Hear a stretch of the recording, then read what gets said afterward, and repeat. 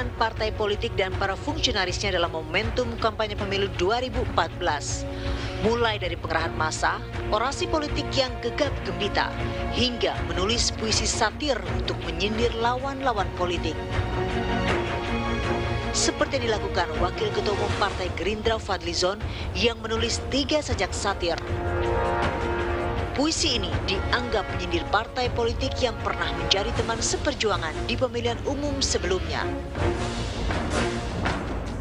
Sajak seekor ikan dan sandiwara yang ditulis Wakil Ketua Umum Gerindra menohok kebijakan PDIP yang menyorongkan Gubernur DKI Jakarta Joko Widodo sebagai calon presiden. Sementara sajak lainnya Air Mata Buaya menyindir kepemimpinan penguasa negeri di era sebelumnya. Sajak-sajak ini juga seakan menyindir kebersamaan yang pernah terjalin dan janji-janji yang konon diingkari.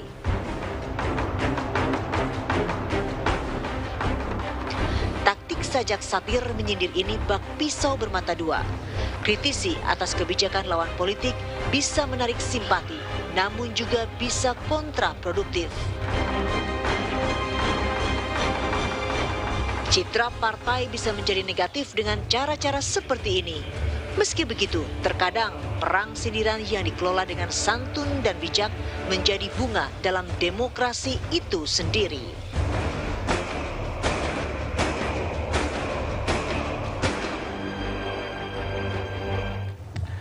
Sajak satir memang sedianya dibuat untuk menyindir dan dalam momentum pemilihan umum, sajak atau puisi satir biasanya menjadi media untuk mengkritisi atau menyindir lawan-lawan politik dengan cara yang santun. Namun terkadang sindiran berlebihan justru juga bisa menjadi bumerang yang menjatuhkan citra partai politiknya. Lantas apa 3 sajak dari Wakil Ketua Umum Partai Gerindra, Fadlizon, yang ditulis untuk menyindir lawan politiknya?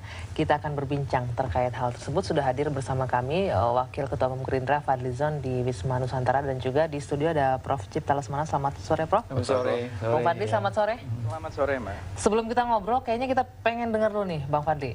Bacain dulu dong puisinya, sajaknya yang terbaru. Baca puisi ya, ini bukan puisi satir sebenarnya. Ini adalah satu puisi pendek saja yang ditulis secara ekspresi. Kebetulan saya ini hobinya baca puisi. Dan saya tulis juga cuma di handphone dan saya kerjakan 5 menit. Nah, ini yang terakhir, sandiwara. Ya. Kau berjanji atas nama Tuhan di bawah sumpah kitab suci Al-Quran. Kau bilang 5 tahun pengabdian melayani warga penuh kesungguhan. Kau berjanji di hadapan rakyat, disaksikan berjuta mata dan telinga. Kau bilang setia memegang amanat, menyelesaikan masalah berat ibu kota. Kini semua sirna sudah. Janji dan sumpah menjadi sampah. Kata-kata kehilangan makna, tong kosong nyaring bunyinya. Kau berjanji kepada rakyat di tengah upacara khidmat. Tuhan hadir di sana. Ternyata kau hanya bersandiwara. Itu, terima kasih. Itu. Nah, sebenarnya ini tujuannya buat siapa sih, Bang Fadli? Isi hatinya apa sih sebenarnya? Kalau kita lihat ada, Ya, kalau puisi berjanji itu kan 5 tahun, ya janji 5 tahun, kita jadi ingatnya ke satu nama nih, Jokowi janji 5 tahun nih kemarin nih. Apa mengarah ke sana atau ada yang lain lagi? Kan maknanya tersirat nih dan tersurat. Ya, puisi itu kan satu ekspresi ya, dan satu catatan juga sebetulnya. Dan kalau kita lihat yang saya tulis ini pendek-pendek saja, tidak ada bahasa yang juga kasar, tetapi apa yang saya sampaikan mungkin itu refleksi juga dari pikiran dan pengalaman saya, tapi tidak ada kegalauan di sana, dan kita sangat optimis. Ini adalah satu politik yang berbudaya, lebih bagus kan berbalas puisi atau sajak, dan kalau tidak salah sudah ada juga balasan ya dari yang lain, tidak ada masalah daripada berbalas caci maki gitu ya, lebih baik berbalas puisi. Dan ini adalah cara berbudaya yang saya kira ingin kita kembangkan, dan itu bukan satire. Bukan suatu fitnah juga, semuanya adalah satu fakta kalau dalam hal ini, satu kenyataan, tidak ada menyinggung nama-nama atau orang-orang atau ya sebetulnya juga lembaga dan institusi gitu. Jadi makna tersirat dan tersurat dari puisi ini untuk siapa sih sebenarnya, Bang Fadli? Ya, untuk orang yang pernah berjanji gitu ya. Siapapun Jokowi yang bukan, pernah berjanji. gitu. Langsung aja deh, itu Jokowi bukan. Karena gini, saya mencermati di sajak sebelumnya seekor ikan, itu ada kata-kata yang ya pernah diucapkan oleh Ibu Mega. Mas Fadli mengatakan bahwa saya beli ikan, begitu ya, warnanya merah, kerempeng, bla bla bla. Kata kerempeng itu lekat dengan kampanyenya Ibu Mega. Pada saat itu dia ngomong, ini saya kasih yang kerempeng tapi dia banteng. Nah itu kan menunjuk ke Jokowi. Benar nggak sebenarnya itu buat Jokowi? Ya, sekarang kalau kita lihat yang saya tulis sajak seekor ikan, ya, seekor ikan yang ada di akuarium, kemudian dia melompat ke sungai, ke air deras, sampai ke laut lepas. Ya tantangan di akuarium dengan di sungai dan di air laut lepas ya tentu berbeda-beda. Di situ ketemu paus, hiu dan gurita gitu. Tantangannya berbeda, sangat netral sebetulnya gitu. Jadi maksudnya ikan kerempeng ini tidak akan mampu ya untuk terjun ke samudra laut lepas berhadapan dengan banyak tantangan. Saya tidak mengatakan tidak mampu, tantangannya berbeda. Bertemu dengan penguasa samudra ya menjadi bisa santapan ringan mereka kan gitu. Nah, terus sejak PDIP kemudian mendeklarasikan Jokowi menjadi capresnya, kelihatannya Partai Gerindra sangat intens untuk dalam tanda kutip menyerang, kemudian menyindir, kemudian atau apapun lah yang sepertinya menunjukkan kegundahan, kegalauan. Enggak. Saya kira kalau kekecewaan ada sedikit ya, tetapi kita juga sejak awal seperti katakan tidak pernah mengambil masalah ini sebagai suatu hal yang kita andalkan untuk memenangkan pemilu legislatif atau mendapatkan dukungan dari masyarakat. Kita justru ingin konsentrasi pada kekuatan sendiri, kemudian menyampaikan program di dalam 6 program aksi Partai Gerindra yang sudah kami luncurkan sejak tahun lalu. Dan kalau ada hal-hal yang seperti ini saya kira biasa ya, misalnya ada kritik, masa kampanye tidak ada saling mengkritik? Kalau semua partai politik itu sama, ya rakyat bagaimana melakukan satu diferensiasi? Nah oleh karena itu kalau misalnya ketika ada orang yang koruptor, kita bilang dia itu koruptor, apa bedanya dengan orang yang pernah berjanji, ingkar janji? Kalau kita sampaikan itu sebetulnya bukan satu kampanye hitam dan bukan kampanye negatif juga. Itu adalah satu kenyataan, realitas, itu kampanye positif. Yaitu kata pakar komunikasi Pak Effendi Simbolon kemarin, ya kalau misalnya ada orang berjanji 5 tahun disumpah, itu adalah kampanye positif sebetulnya katanya seorang pakar itu.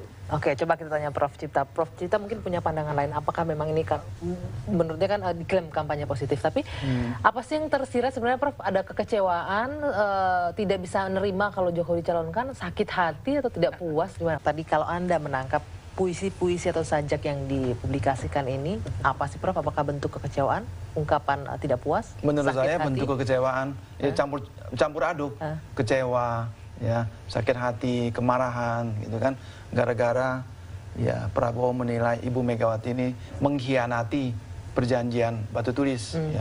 Sebetulnya dalam kampanye itu lawan menjelek-jelekan orang lawannya itu biasa, ya kan kampanye tujuannya untuk membesarkan nama saya sekaligus mengecilkan nama lawan saya, itu di mana-mana begitu ya, di mana-mana begitu. Tetapi biasanya yang kita hantam itu kebijakan. Kita hantam habis-habisan kebijakan. Dulu Obama juga begitu ya. Kalau Anda milih lawan saya, hidup akan lebih susah karena pajak mau dinaikkan. Jadi mau pajak murah atau pajak mahal gitu loh. Itu kebijakan yang dihantam gitu loh. Kalau di sini? Di sini kalau saya lihat ada aspek pribadi. Aspek pribadi gitu kan. Misalnya dikatakan boneka gitu ya. Tadi kata Bung Fadli krempeng gitu ya. Bah, saya ini sejak SD piara ikan saya. Hobi saya sampai sekarang udah tua bangka saya ini, saya senang ikan. Dalam dunia ikan itu tidak ada istilah krempeng, tidak ada. Nggak ada. Ikan krempeng, kalau kita disebut krempeng itu selalu manusia. Nggak ada ikan krempeng, nggak ada. Nah, itu ditujukan kepada manusia, kepada politisi. Politisi yang krempeng siapa kalau bukan Jokowi kan? Jadi maksud Bung Fadli kan Jokowi pasti kan krempeng gitu. Tapi kan tentu saja Fadlizon nggak bisa belak-belakan begitu kan, ya pakai bahasa eufemisme, pakai bahasa high context begitu kan. Tapi saya kira semua masyarakat sudah tahu lah, ya pidato Prabowo ditujukan kepada siapa, puisinya Bung Fadlizon ditujukan kepada siapa, itu sudah istilah bahasa Inggrisnya sudah crystal clear, sudah jelas ibarat kristal gitu loh, walaupun nggak disebut namanya. Nah, dengan konteks seperti ini, ini nggak sih Prof, efektif nggak sih kayak gini-gini, bermanfaat Kalau nggak sih, ada pengaruhnya? menurut textbook tidak akan efektif, ya. Itu kemungkinan bisa bumerang, bisa menampar muka sendiri. Yang efektif itu kita hajar lawan kebijakan-kebijakannya. Misalnya Bu Megawati pernah jadi presiden, nah kita hantam kelemahan-kelemahan kebijakan pemerintah Megawati 2001-2004 gitu ya. Terus ya kita gedekan, kalau saya jadi presiden, saya akan melakukan kebijakan-kebijakan ini misalnya gitu ya. Itu lebih efektif. Nah, dulu misalnya Obama, kalau saya jadi presiden, saya akan segera tarik pasukan Amerika dari Irak, dari Afghanistan. Itu hanya membunuh rakyat-rakyat kita yang tidak berdosa. Waduh, itu pidatonya dahsyat efeknya gitu ya, luar biasa. Nah, dalam konteks ini menampar muka sendiri untuk Gerindra seperti apa, Prof? Ya artinya kemungkinan bisa anjlok, anjlok suaranya, kemungkinan besar itu loh. Kalau menurut teori, kalau kita attack terus, tidak akan efektif. Oke, coba kita minta tanggapan dari Bang Fadli. Bang Fadli, tanggapannya? Ya, saya kira itu kan pendapat Pak Cipta ya. Kita tidak melakukan attacking, malah sebenarnya Partai Gerindra yang paling banyak mendapatkan black campaign. Misalnya kalau kita lihat ada uang yang dicap dengan nama Prabowo Satrio Piningit, kemudian kita juga mendapat tweet dari Pak Abraham Samad, seolah-olah Pak Abraham Samad menyerang Pak Prabowo, padahal ternyata itu tweet palsu gitu ya, Twitter palsu, akun Twitter palsu. Kemudian juga ada yang misalnya seperti pulsa dan sebagainya, katanya akan menambah pulsa dan seterusnya. Ya banyaklah ya satu black campaign. Malah justru Gerindra melakukan satu positif campaign. Kita ingin artinya orang juga tahu menghargai satu value, itu juga bagian dari satu hal yang positif. Ya, kalau kita misalnya mengatakan ketika berbicara masalah kejujuran, bicara masalah pengkhianatan, bicara masalah janji dan sebagainya, untuk hal-hal yang kecil saja misalnya untuk tidak dipenuhi, bagaimana janji kepada rakyat, janji yang kecil saja tidak bisa dipenuhi. Jadi sebetulnya di Gerindra kita tidak melakukan attacking ya, walaupun kalau kita lihat ada berbalas puisi kan ada juga dari kader dari PDI Perjuangan, ada 2 juga gitu ya. Dan saya kira itu sah-sah saja. Ada katanya puisi untuk Pak Prabowo, pemimpin dan kuda katanya dari PDI Perjuangan ya, soal ya kuda. Ya kalau kuda ya nggak apa-apa. Pak Prabowo memang punya kuda. Pak Prabowo kemarin memakai naik kuda, di situ kuda itu kan lambang kelincahan, keperkasaan, kegagahan. Tapi juga sekaligus sunnah Nabi kan, ajarilah anakmu berkuda, berenang, memanah dan sebagainya. Ya nggak apa-apa. Saya kira harus ada satu dialektika yang membuat saya kira politik kita juga semakin berbudaya. Yang nggak boleh itu adalah kampanye hitam, ya black campaign yang misalnya itu fitnah, sesuatu yang tidak terjadi, tetapi kemudian seolah-olah dilakukan. Nah, ini yang tidak ada. Saya kira di Gerindra kita kampanyenya terang benderang, ya, dan juga tidak ada attacking, tidak menyebut nama, tidak menyebut. Artinya ini kalau ibaratnya berdebat, sebetulnya kita menginginkan untuk satu perdebatan program. Dan perdebatan program ini kita yang paling siap sebetulnya. Bicara tentang kemiskinan, harga-harga barang yang naik, bicara tentang lapangan kerja, dan seterusnya. Jadi Bang Fadli, ya, boleh menyindir asal santun, boleh berpuisi asal santun gitu ya? Loh iya, kenapa tidak boleh? Ya ini negara demokrasi. Dan saya kira justru kalau menurut rating ya Pak Cipta, Gerindra makin hari makin naik itu di survei. Ya paling tidak indikatornya kan kita melihatnya survei, dari berbagai macam survei. Jadi saya kira resonansi kita cukup kuat karena secara moral kita saya kira cukup tinggi gitu, karena kita bukan... Survei terakhir berapa Pak Fadli? Ya, survei terakhir Gerindra berapa ya, kira-kira? Ada yang di angka belasan, ada yang lewat juga di 20%, tergantung surveyornya. Ada yang di 2 besar, ada yang di 3 besar gitu ya. Oke. Rata-rata begitu, Prof Cita. Artinya sebagai partai yang baru 6 tahun, Gerindra dalam posisi itu saya kira sudah luar biasa. Baik. Ya. Terakhir Prof Cita. Ya, yang ada satu hal yang saya setuju dengan Pak Fadli ini mengenai black campaign di media sosial. Ya, saya berpendapat memang kita sebut pasukan. pasukan Jokowi ini memang terlalu overacting gitu ya dalam hal ini ya, dihajar. Saya pernah mengkritik Jokowi di koran gitu ya, kritik. Habis saya dicaci maki lewat Twitter dan macam-macam gitu ya. Saya nggak punya Twitter, saya nggak tahu. Teman saya mengatakan, Pak Cipta habis dicaci maki gitu. Gara-gara saya kecil aja gitu, saya kritik gitu ya. Di sini juga nggak bagus. Itu betul-betul black campaign, menurut saya itu tidak positif. Saya sudah beritahukan sama orang-orang dekat Jokowi, itu juga bisa berbahaya sekali, berbahaya. Seolah-olah Jokowi ini malaikat, tidak ada kelemahan, tidak kekurangan, itu juga very dangerous. Tidak perlu sedih Pak Cipta, karena Pak Cipta tidak sendiri. Ya. Baik, Prof. Cipta, terima kasih atas waktunya di Kabar Petang. Bung Fadlizon, terima kasih. Tetap terus berpuisi kali gitu ya, hobi katanya tadi. Selamat sore Bung Fadli. Selamat sore. Sore, Prof.